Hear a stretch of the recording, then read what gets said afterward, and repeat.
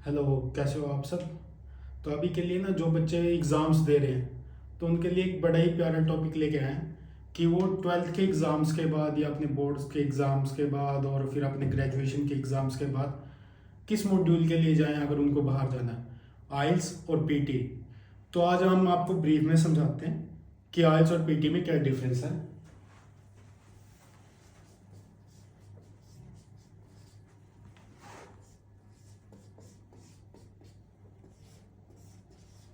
आइल्स versus PT.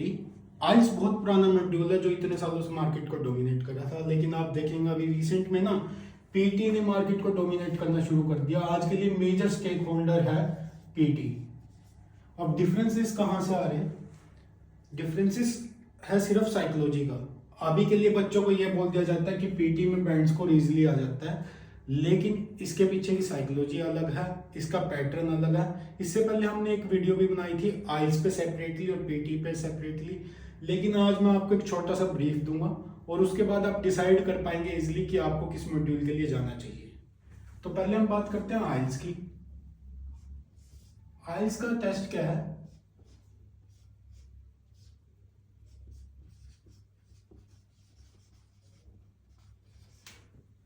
1+1+1, 3 hours continuous seating चाहिए आपको।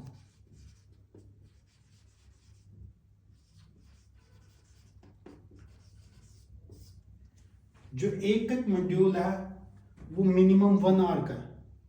तो 1 आवर के एक मॉड्यूल में आप बीच में नहीं उठ सकते हो आइल्स में।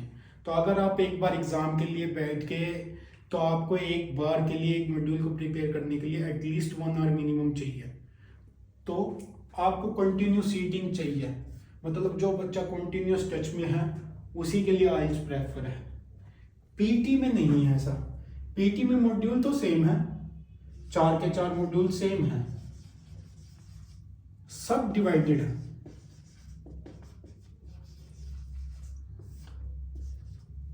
जो पीटी प्रेफर है वो इसलिए प्रेफर की जाती है कि जो एक मॉड्यूल है वो ओवरऑल डिवाइडेड कर दिया गया सब पार्ट्स में। तो बेसिकली डिफरेंस कहां पे आएगा? साइकोलॉजी के साथ देखिए कैसे खेला गया है। जहां अभी तक जो हम करते आए थे 2023 तक वो ये था, हम आइल्स को प्रेफर कर रहे थे।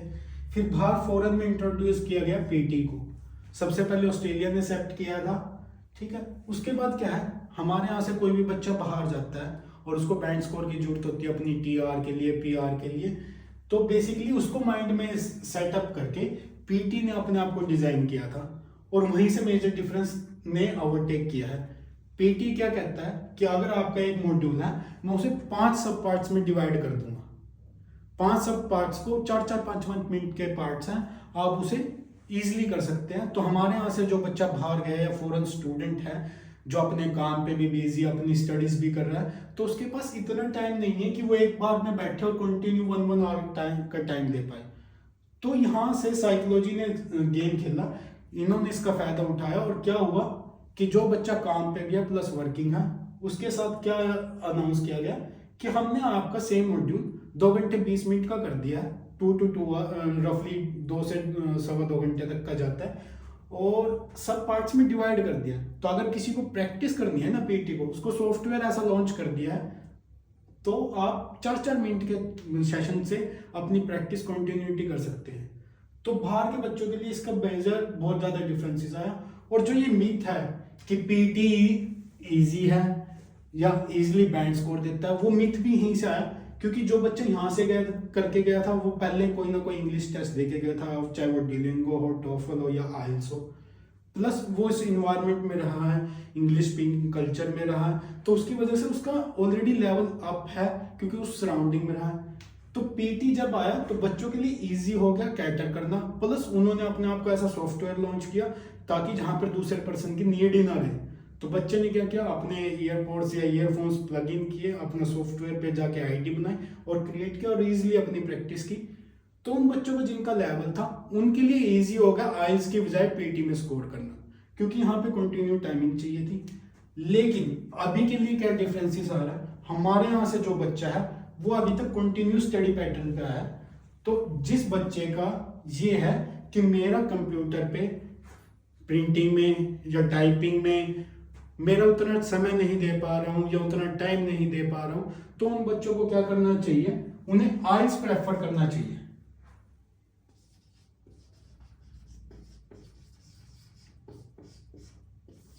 जिनका कंप्यूटर लैंग्वेज में इंटरेस्ट नहीं है या वो आईटी से, सर्वर से, इन सब से कनेक्टेड नहीं है और वो इसमें इंटरेस्ट लेना भी नहीं चाहते, वो इससे इरिटेट होते हैं, तो उनके लिए आइल्स प्रेफर है। क्योंकि हम जो अभी तक पैटर्न फॉलो करते आ रहे हैं, अगर आप देख भी रहे होंगे, इंडियन जो स्टैंडर्ड है वो पेन एंड पेपर बेस्ड है और जो आइल्स का पैटर्न भी है वो भी पेन एंड पेपर बेस्ड है।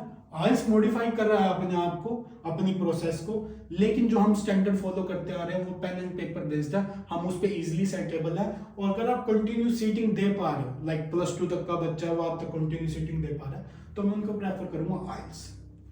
साथ में पीटी, मैं ये नहीं कहूंगा कि हम पीटी नहीं कराते या पीटी नहीं करना चाहिए, लेकिन अगर आप कंप्यूटर में इंटरेस्टेड हो, आईटी के स्टूडेंट हो या कंप्यूटर से रिलेटेड कुछ भी है, टेक से रिलेटेड कुछ भी है, तो उनके लिए इजीली काउंटरेबल है क्योंकि उन्हें इसकी आदत पड़ चुकी है या उनको फ्यूचर में भी इसी के ऊपर है।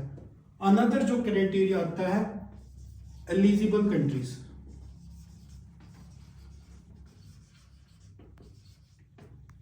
मेजर कंट्रीज जहां जहां हम जाते हैं, डेस्टिनेशन है यूएसए, यूके, सब जगह पीटी और आइल्स दोनों एक्सेप्टेबल है, लेकिन आइल्स और पीटी में एक डिफरेंस है। Major country Australia, UK, Canada, अभी कनाडा ने लास्ट जब अपने आप को शिफ्ट किया एसडीएस कैटेगरी में, तो आप देख ही सकते हो कितना डाउनफॉल आया है आइल्स में। लेकिन अगर आपकी स्टडी डेस्टिनेशन है जर्मनी,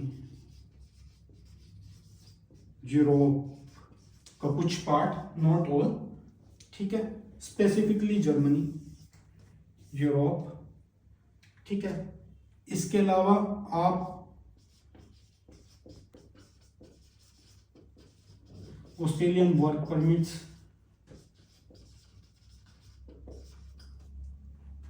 ठीक है, जीटी,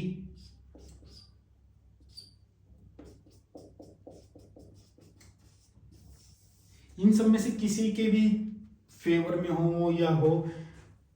कनाडा भी था, लेकिन कनाडा ने अभी के लिए, कनाडा वर्क परमिट में अभी तक सिर्फ आइल्स जीटी प्रेफर था, लेकिन रिसेंटली उन्होंने पीटी कोर को एक्सेप्ट कर लिया है।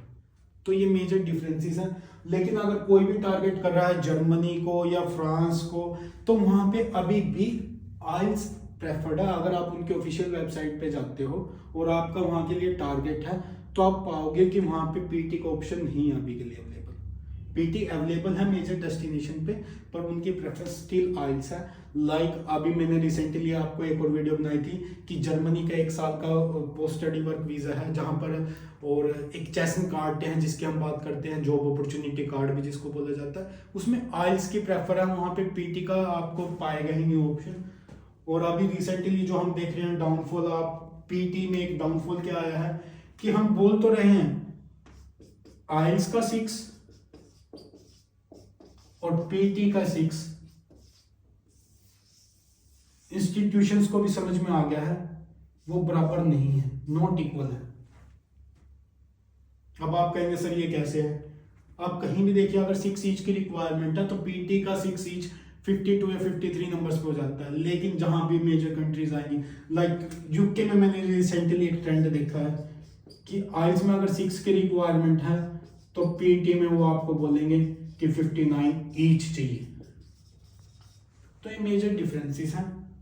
तो आपके लिए इजी रहेगा कि आप अपने आप को एडजस्ट कर लें कि आप कहाँ के लिए जाना चाहते हैं, क्या ट्रेंड फॉलो करना चाहते हैं, किस कंट्री को टारगेट कर रहे हैं और क्या आपकी स्ट्रांगनेस है, क्या आपकी स्ट्रेंथ है। अगर मैं बात करता हूँ, मैं खुद को अगर क्वालिफाई करूँ तो मैं खुद को पीटी के लिए पीटी की बजाय आइल्स के लिए कंफर्टेबल करता हूँ, क्योंकि मेरा कंप्यूटर के साथ टच उतना अच्छा नहीं है। मैं कंप्यूटर पे उतना कंफर्टेबल नहीं हूँ क्योंकि मेरे को थोड़ा सा इरिटेटिंग लगता है कि सारा टाइम कंप्यूटर पे बैठे रहना। In the end it's all about English test, the both are qualified. जो वीडियो है वो सिर्फ आपको डिफरेंसेस बताने के लिए, ताकि आपको इजी हो जाए और बच्चों के लिए वो इजीनेस रहे, ताकि वो क्लियर कर सके कि उनको किस साइड जाना है। Once the direction is clear they can go ahead. Thank you very much.